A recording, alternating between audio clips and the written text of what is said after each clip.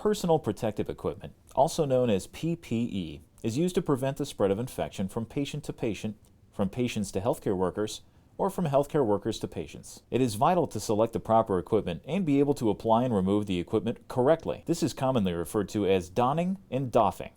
The type of PPE used will vary based on the level of precautions required, the anticipated amount of exposure to body fluids or chemical hazards, and the durability needed for the task. Rings and watches should be removed before donning PPE. The gown should be donned first. Choose a gown appropriate for the task. If fluid penetration is possible, select a fluid-resistant gown. Pick up the gown and allow it to unfold in front of you without touching areas of your body that may be contaminated to minimize the transmission of microorganisms. The gown opening should be in the back. Put on the gown and wrap it around the back of your uniform, making sure it overlaps and completely covers your uniform from the neck to the knees to prevent contact with the patient or his environment. Tie the strings or fasten the snaps or pressure-sensitive tabs at the neck and waist. The mask is put on next. Place the mask snugly over your nose and mouth. The mask should fully cover the nose and mouth to protect from splash and inhaling organisms. Secure the ear loops around your ears or tie the strings at the middle of the back of your head and neck so that the mask won't slip off. If the mask has a metal strip, squeeze it to fit your nose firmly but comfortably. If you wear eyeglasses, tuck the upper edge of the mask under the lower edge of the glasses. Take time to make sure the mask is secure and fits snugly. You won't want to be adjusting the mask after you've contaminated your gloves. Goggles or face shield is donned after the mask. Choose eye protection according to your risk of exposure. Personal prescription glasses are not a substitute for goggles unless they are equipped with side shield protection. Goggles should fit snugly over and around the eyes or prescription lenses. Although goggles provide eye protection, they don't protect the rest of the face from splashing of potentially infectious substances. Wear a face shield for any procedures that involve spraying or splashing of respiratory secretions or other bodily fluids such as suctioning secretions or irrigating a wound. The face shield should cover the forehead, extend below the chin, and wrap around the side of the face. Lastly, the gloves are donned.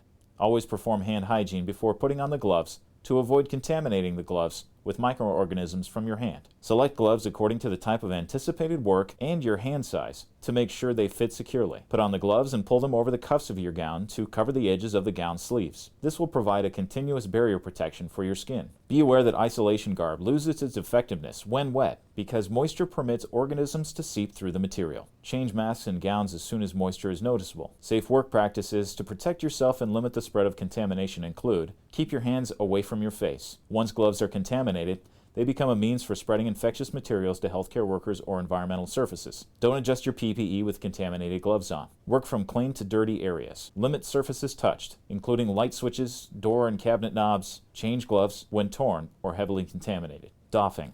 To remove PPE safely, you must first be able to identify what sites are considered clean and what are contaminated. In general, the outside front and sleeves of the isolation gown and outside front of the goggles, mask, and face shield are considered contaminated. The sequence for removing PPE is intended to limit opportunities for self-contamination. The gloves are considered the most contaminated pieces of PPE and therefore removed first. The face shield or goggles are next because they are more cumbersome and would interfere with the removal of other PPE. The gown is third in the sequence. Except for an N95 respirator mask, remove all personal protective equipment at the patient's doorway or in the anteroom. Removing a respirator after leaving a patient's room and closing the door. Gloves. Proper removal techniques are essential for preventing the spread of pathogens from your gloves to your skin surfaces. Don't touch any of your skin with the outside of either glove. Remove the gloves, glove to glove and skin to skin. Using one gloved hand, grasp outside of the opposite gloved hand and peel it off, turning the glove inside out as you peel and pull it off. Hold the removed glove in the opposite gloved hand. Slide one or two fingers of the ungloved hand under the remaining glove at the wrist, taking care not to touch the outer surface of the glove. Peel the glove off over the first glove, creating a bag for both gloves. Discard the gloves in an appropriate container and perform basic hand hygiene. If your hands become visibly contaminated while removing PPE, wash your hands with soap and water before continuing. Remember that the outside of your goggles or face shield and the front of your mask are contaminated. Do not touch while removing. Using ungloved hands, grasp the clean ties, earpieces, or headband and lift away from the face carefully. This should be done slowly to prevent the mask from snapping off the face. Don't touch the front of the mask to prevent contamination. Discard it in an appropriate receptacle. Remember that the front and sleeves of your gown are contaminated.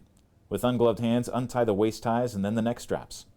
Use the neck straps to pull the gown away from the shoulders. Grab the inside of the gown with your ungloved hands and pull downward. Fold or roll the gown into a bundle to ensure containment of pathogens. Discard the gown into the appropriate receptacle. Now that you have doffed or removed your PPE, perform hand hygiene immediately.